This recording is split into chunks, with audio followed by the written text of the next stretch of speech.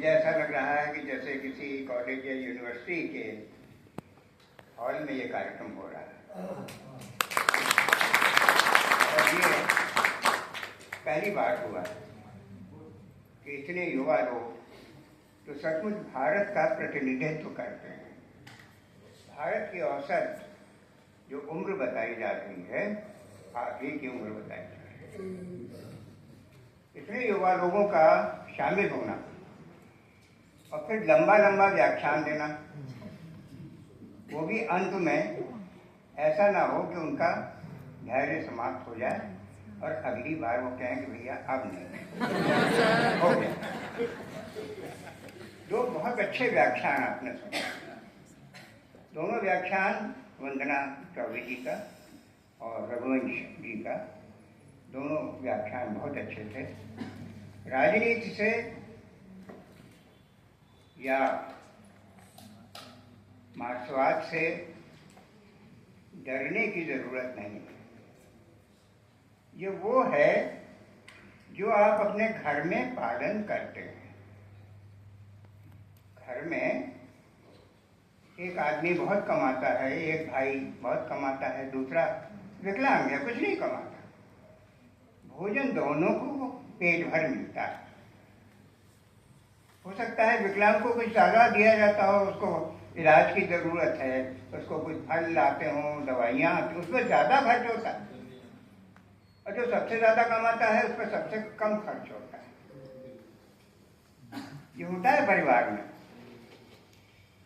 तो ये मार्क्सवाद का मूल सिद्धांतों में से है कि जिसमें जितनी क्षमता है वो उतना दे दे, और जिसकी जितनी ज़रूरत है वो इतना ले ले।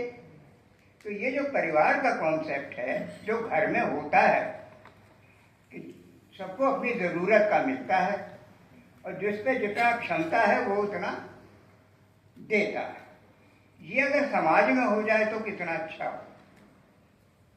ये अगर पूरे देश में हो जाए तो कितना अच्छा हो, पूरी दुनिया में हो जाए तो कितना अच्छा हो। यही मार्क्सवाद। और मार्क्सवाद कोई बहुत बड़ी दूसरी बात ये कि रोटी बनाने की भले ही मशीन ले आइए,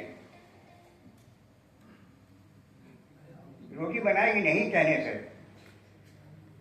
उसमें आटा डालना पड़ेगा, पानी डालना पड़ेगा, उसमें स्विच ऑन करना पड़ेगा, उसमें हीटिंग का कंट्रोल करना पड़ेगा कि रोटियां जलाना एक आदमी चाहिए। कोरोना में आप देखिए, कोरोना में क्या हुआ? इंडस्ट्री मशीनें थी, कच्चा माल गोदाम में रखा था, मैनेजमेंट मौजूद था, सारी टेक्नोलॉजी अवेलेबल थी, प्रोडक्शन क्यों बंद हो गया? मजदूर नहीं बना लो, सब तो है तुम्हारे पास। बिना मैनेजमेंट के तो कुछ होता नहीं, बिना पूंजी के कुछ होता नहीं। तो पूंजी है, मैनेजमेंट के बिना नहीं होता है, मशीनों के बिना नहीं होता है, कच्चा माल नहीं है तो है, मजदूर नहीं। बिना श्रम के संपत्ति का उत्पादन नहीं होता। कर लो चाहे जो कर लो, सब कुछ पूंजी से नहीं होता। ये छोटे छोटे सिद्धांत हैं और बहुत बड़े हमारे उसके बाद की जो व्याख्या है वो थोड़ी जटिल लग सकती है, लेकिन वो जटिल होती नहीं। तो मुक्तिबोध से हमें सीखना क्या? शिक्षक हमारे लिए, हमारा हिंदी साहित्य शिक्षकों के बल पे चल रहा है, देखिए बताएं। और शिक्षकों की समस्याएं क्या हैं? कि उनके कॉलेज का प्रबंधक हो सकता है विश्व हिंदू परिषद का आदमी, उनका जो वाइस चांसलर है वो आरएसएस का है।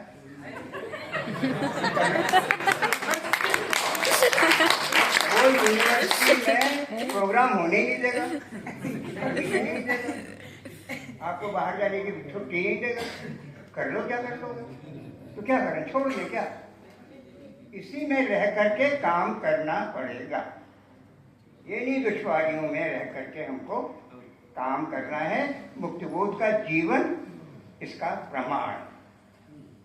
बहुत गरीबी में है, बहुत मुसीबत में रहते थे।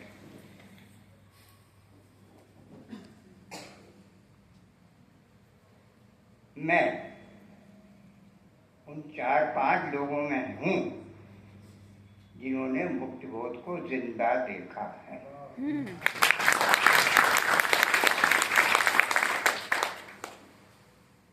मुक्तिबोध के साथ शामें और दिन गुजारे हैं।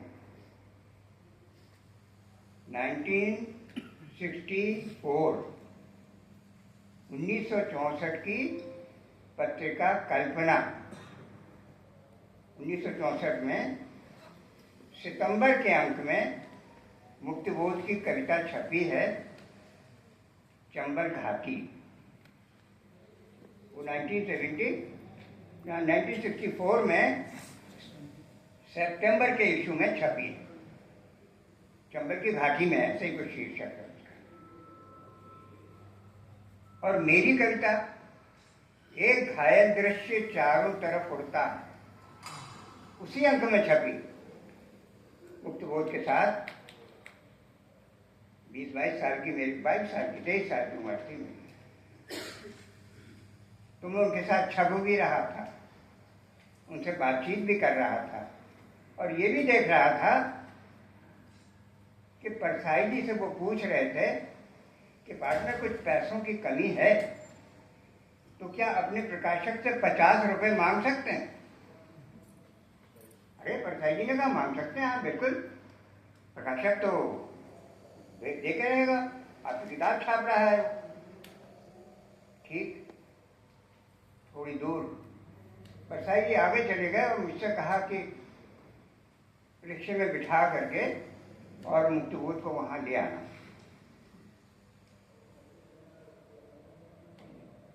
सुभद्रा कुमारी चौहान के बेटे थे जो किताबों की दुकान चलाते थे, जिज्ञासा, बोले वहां जा रहे हैं, वहां लेके आ जाना। लेकिन मुक्तिबोध भी रिक्शे पे बैठे नहीं, पैदल चले तो बातें बाहर आ गई। जब पान की दुकान पे पहुंचे तो फिर परसाई जी से पूछने लगे, पार्टनर पहले से बताया तो है नहीं कि हम रुपए मांगेंगे, अचानक 50 रुपए मांग लेना क्या ठीक रहेगा? परसाई जी ने कहा नहीं ठीक रहेगा, कोई बात नहीं, प्रकाशक है, एडवांस देना चाहिए। थोड़ा और आगे तो प्रकाशक की दुकान आ गई। तो कहा सुनो परसाई जी ने कहा सुनिए, चुप रहिए, आप कुछ नहीं मांग पाएंगे ना आप मांगिए, मैं पैसे ले आता हूं उससे।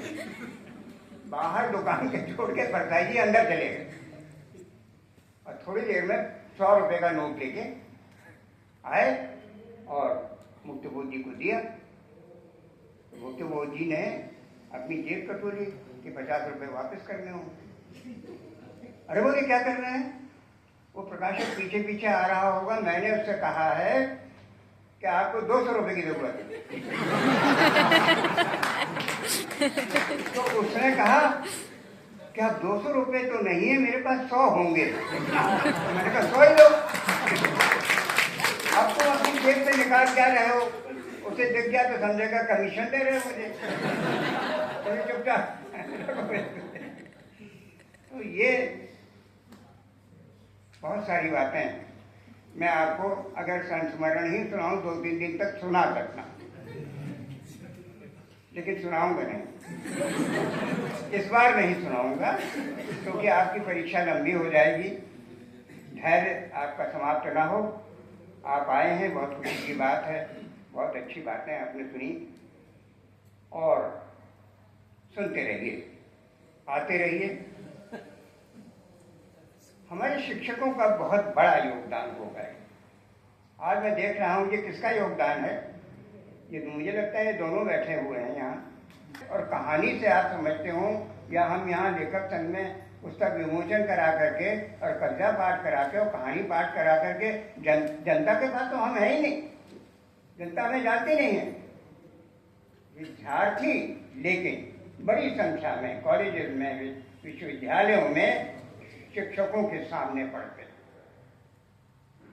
और ये उनका काम। आप हैं इस देश की भविष्य की जनता, जनता से हमें काटने के सारे उपाय किए जाते हैं, यहाँ मत जाना, वहाँ मत जाना, उनसे मत मिलना, इनसे न... जनता के साथ जाना ही नहीं है, हमें अपने ही क्लब में रहना है बस।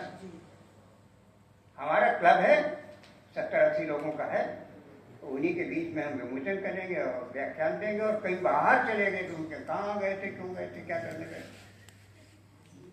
तो ये जो है मुक्तिबोध ने असल में, मुक्तिबोध संकट में इसलिए भी थे कि उन्होंने ये लिख दिया अपनी किताब में कि हमारे सारे भगवान काले क्यों।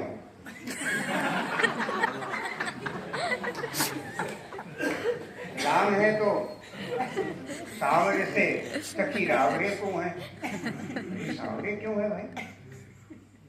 और कृष्ण, कृष्ण तो क्या कहना है उनके काले भाई, तो कृष्ण नाम ही, कृष्ण का मतलब ही काला होता है। महादेव नीले नीले बताए जाते हैं, गोरे हो भी नहीं, हमारे कोई देवता जो है गोरे नहीं। तो उन्होंने कहा कि ये जो आर्य आए होंगे, गौर वर्ण के आर्य आए होंगे, अगर मान ले कि आर्य आए हैं तो गोरे थे, और जो दक्षिण के लोग यहाँ भारत में हैं, जो आदिवासी हैं, जो यहाँ के मूल, उनके साथ उनका संपर्क हुआ होगा तो रंग बदल गया। इस पर ही बैन हुआ, इस पर पुस्तक बैन हो। तो ये मुक्तिबोध से देखिए हमें, हम सीखे क्या। बहुत बड़े कवि पढ़ा किसी ने नहीं, मुक्तिबोध से क्या क्या मुक्तिबोध बिना लय के नहीं लिखते थे, कोई कविता नहीं। जो गद्य में लगने वाली कविताएं हैं वो भी लय है, और लय हमने छोड़ दी। और कविता तो आप सभी करते ही होंगे, तो बिना लय को प्राप्त किए छोड़ कैसे दोगे भाई। आपकी पकड़ में होगी लय तभी तो छोड़ोगे, जो पकड़ में है ही नहीं वो क्या छोड़ोगे। तो लय छोड़िए जरूर, लेकिन पहले लय को प्राप्त कर लीजिए। लय को प्राप्त किए बिना आप उसे छोड़ नहीं सकते।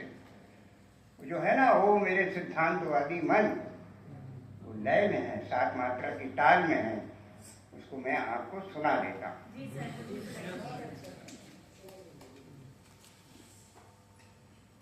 उनकी जो सबसे सरल है, सरल लय में भी उन्होंने, लय जो है वो जातिवाचक संज्ञा है।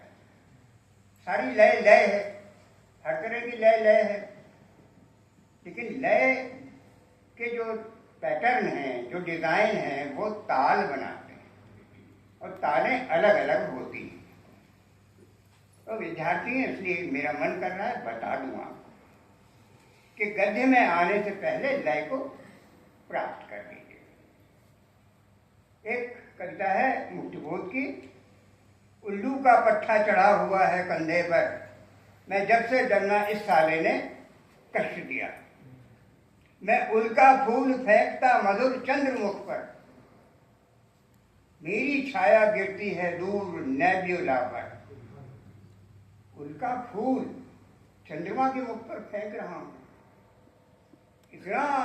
इतना ऊंचा हो गया, आसमान में पहुंच गया, और छाया कहां पड़ रही है। नेब्यूला, ये कौन सी जगह है। ये वो जगह है जहां तारों का निर्माण होता है। तारिकाओं के निर्माण के एक काल्पनिक जगह नेब्यूला है, जहां आकाशीय धूल होगी तो आकाश में छाया कहां बनेगी, कोई जगह होना चाहिए। तो नेब्यूला ये स्पेस साइंस का शब्द है। और ये कविता उसी समय, यानी कब लिखी गई ये कविता, तो मुक्तिबोध से अगर कुछ सीखना है तो लय को सीखिए, फिर गद्य में आए। मुक्तिबोध को पढ़ना है और कुछ सीखना है तो ये देखिए, किसने कहा कि वो बहुत छोटे छोटे 2-2 पेज 1.5 पेज के लिखते थे। आपने कहा, वंदना जी ने कहा 1-1.5 पेज का भी लेख लिखते थे। वो रिपोर्टर थे अपने अखबार के, वो टिप्पणियाँ लिखते थे, वो सिनेमा की टिप्पणियाँ भी लिखते थे कि फिल्म कैसी है, हर फिल्म देखने जाते थे। वो जिस अखबार में के संपादक थे, उसके रिपोर्टर भी थे, उसके हॉकर भी थे, उसको छापने वाले भी थे, उसके प्रूफ रीडर भी थे। बहुत कष्ट में वो अखबार निकालते। उसी में वो एक एक पन्ने के, क्योंकि अखबार छोटा था तो छोटी छोटी टिप्पणियाँ उनको रोज लिखनी पड़ती थी। कार्यक्रमों की जो जो अपने यहाँ कल्चरल प्रोग्राम्स होते हैं ना, उसकी भी रिपोर्टिंग करते थे वो। तो ये इसलिए ये है। तो ये जो है उल्लू का पट्टा चढ़ा हुआ है कंधे पर, ये तो कहवाता है सबसे सरल तार है। उल्लू का पट्टा चढ़ा हुआ है कंधे पर, मैं जब से जन्मा इस साले ने कष्ट दिया, मैं फूल का फूल फेंकता मधुर चंद्रमुख पर, मेरी छाया गिरती है दूर। ये कहरवा ताल है, लय तो है इसमें, लेकिन 1 2 3 4 1 2 3 4 बा बा बा बा आम दो होता उसमें क्या बात कह रहे हैं। लेकिन ओ मेरे सिद्धांतवादी मन, ये 7 मात्रा की ताल है। ओ मेरे सिद्धांतवादी, ओ मेरे सिद्धांतवादी मन, अब तक क्या किया, जीवन क्या दिया, लिया बहुत ज्यादा, दिया बहुत कम, मर गया देश जीवित रह गए तुम, हो मेरे सिद्धांतवादी मन। श्री रामचंद्र कृपाल भजमन हर भव भय दारुणम, तव अंजलोचन पंजमो, दिन दिन दिन करुण दिन, दिग दिग दिग दिग दिग दिग दिग।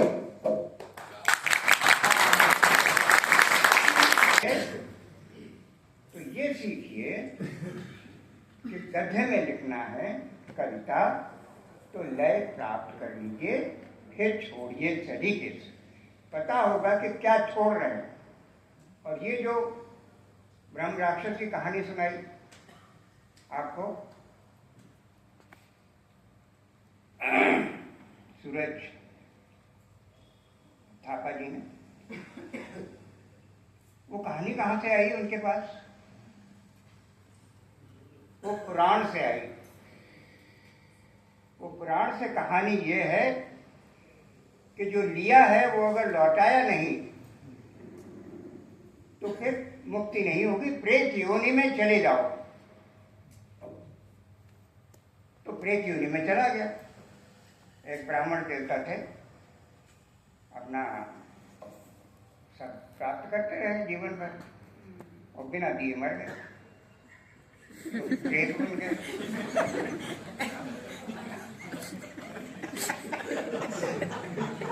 और उनका भाई को देखते थे, वो कुत्ता बने हुए हैं, कभी सांप बने हुए हैं, कभी देखने हवाई हवा में है। तो बड़े परेशान था भाई। तो उसने कहा कि इसकी मुक्ति का कोई उपाय। तो महाराज वो कथा है कि मुक्ति की उपाय के लिए वो भागवत कथा सुनाने का पुराण में है। भागवत कथा सुनाई गई और उसकी मुक्ति वो एक अलग, लेकिन उन्होंने प्लॉट जो लिया, आइडिया जो लिया, वो पुराण से लिया। तो पुराण पढ़ रहे थे और साथ साथ क्वांटम फिजिक्स भी पढ़ रहे थे, एक जगह नहीं। मैं इतनी मोटी किताब, इतने मोटे नोट्स लेके आया था, पढ़ा सुनाऊंगा, बताऊंगा नहीं आप। किस जगह पर, किस पृष्ठ पर कौन सी बात लिखी है, अंतरिक्ष का शेप क्या है, ये प्रश्न करते हैं जो बोल कि अंतरिक्ष का आकार क्या है। क्योंकि हबल ने कहा था अंतरिक्ष फैल रहा। एक ब्रिटिश वैज्ञानिक थे, उन्होंने कहा कि अंतरिक्ष का विस्तार हो रहा है, 1932 की बात है। तो मुक्तिबोध, अंतरिक्ष फैल रहा है, हम तो समझते थे अनंत है, ये भी लिखा है मुक्तिबोध में। अरे हमको तो पता था कि अनंत है ये अंतरिक्ष, इसका कोई अंत नहीं है। और ये हमें कह रहा है कि ये तो शांत है, इसका अंत है, ये फैल रहा है, तो इसका आकार है क्या? इस पर आइंस्टाइन काम कर रहे थे। आइंस्टाइन कैलिफोर्निया यूनिवर्सिटी में जो उनकी पॉलिटेक्निक थी उसमें यही काम कर रहे थे कि अंतरिक्ष का आकार क्या है। तो एक तरफ वो आइंस्टाइन के लेटेस्ट जो उस समय टेक्नोलॉजी थी उसको पढ़ रहे थे, सिवाय रामचंद्र शुक्ल को मात्र को नहीं पढ़ रहे थे, वो आइंस्टाइन को भी पढ़ रहे थे और वो पुराण भी पढ़ रहे थे। अब जो तीसरा क्षण है जिसमें फैंटेसी आती है, जिसमें अनुभव का पहला क्षण आता है, दूसरा क्षण आता है, ये उनसे 200 साल पहले इस पर कोलरिज ने काम किया था, इस पर वर्ड्सवर्थ ने काम किया था, इस पर भी काम किया था कि साहित्य की भाषा क्या हो। पढ़ाते हिंदी थे, पढ़ रहे थे कोलरिज को। तो ये मुक्तिबोध से सीखिए कि पढ़ना कैसा होता है, कितना होता है। कोलरिज के यहाँ आपको फैंटेसी शब्द में मिलेगा, प्राइमरी रिएक्शन मिलेगा, सेकेंडरी रिएक्शन मिलेगा, सारे शब्द, लेकिन उन्होंने उसको परिमार्जित किया, बदल दिया, बहुत फर्क डाल दिया। उनकी फैंटेसी में और मुक्तिबोध की फैंटेसी में बहुत बड़ा फर्क है। अभी नहीं बताऊंगा, फिर कभी मिलेंगे तो बताऊंगा। तो ये जो बात है आज आपने सुनी, और ये बात सुनी कि शिक्षकों को सिर्फ शिक्षा नहीं, ज्ञान नहीं, दृष्टिदान करना चाहिए। तो और राजनीति, हम राजनीति से कोई मतलब नहीं, ये बहुत बड़ी या तो राजनीति है या मूर्खता है, क्योंकि आपका सारा शिक्षा पर राजनीति का शिकंजा है, झूठ से भरी हुई है पूरी राजनीति। और वो राजनीति जॉब दे नहीं रही, आपको नौकरियां कुछ मिलने वाली अब नहीं है। अगर सरकार को आपने हराया नहीं तो आपको कोई काम नहीं मिलने वाला, आप देख लीजिए, हर नहीं रहे। आपने देखा एक्सीडेंट पे एक्सीडेंट हो रहे हैं रेलगाड़ियों पे, क्यों हो रहे हैं? ड्राइवरों की भर्ती नहीं हो रही। कब से सैकड़ों ड्राइवर खाली है, बस एक ड्राइवर से 24-24 घंटे काम ले रहे हैं तो हो जाता है। तो इसको अगर आपने हराया नहीं, ये मैं समझिए कि कोई बहुत सुंदर पार्टी आ जाएगी, वो उसको भी ठीक करना पड़ेगा। वो तो हमें तो सतत हमेशा विरोध में ही रहना, पहले भी विरोध में थे, कांग्रेस के विरोध में थे, उसके बाद ये तो मतलब क्या कहें इनको, गाली दे नहीं सकते। तो ये समझ लीजिए, आप चाहे आरएसएस के हों, हो सकता है 2-4 बच्चे हों आरएसएस के, तो ये समझ लीजिए कि आरएसएस में आपसे पहले 80 साल पहले मैं आरएसएस में था।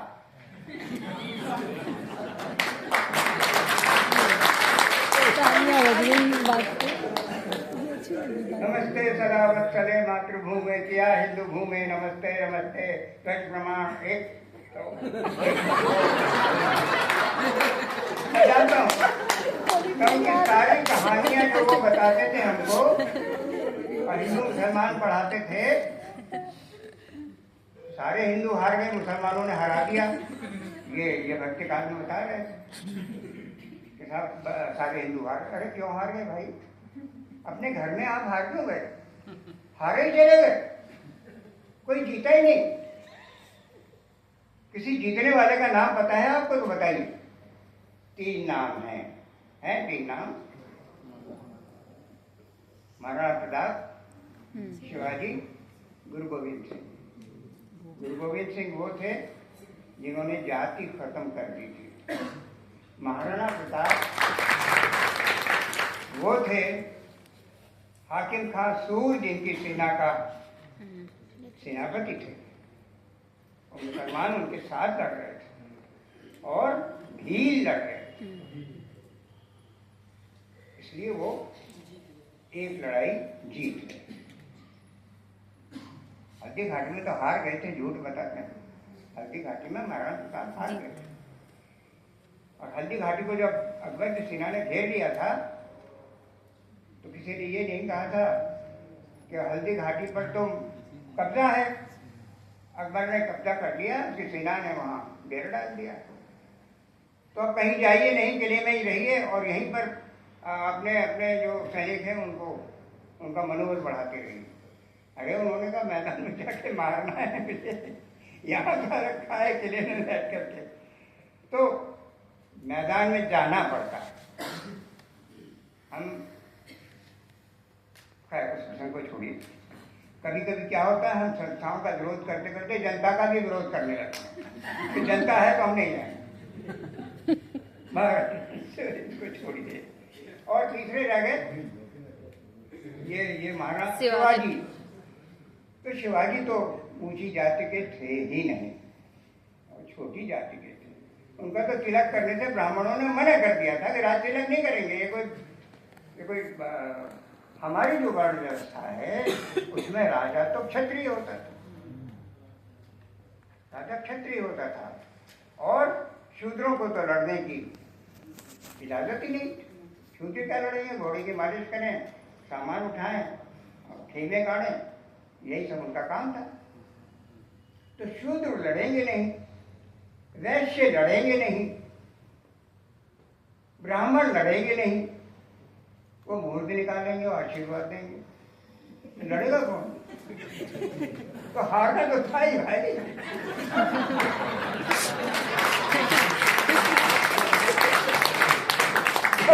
कोई लड़ेगा ही नहीं। अब रह गए क्षत्रिय, बोले हम ही मरने बुरा गए। अरे थोड़ी सी फौज आती थी, थोड़े से लोग आते थे, आपका घर का पूरा देश था, आप हार जाते थे। लानत है आपके ऊपर। हाँ, और लानत क्यों थी? जातिवाद के कारण। ये जो वर्णवाद था उसके कारण साथियों। इससे ज्यादा मैं आपका समय नहीं दूंगा। आप लोगों को मेरा बार बार नमस्कार। आते रहिए।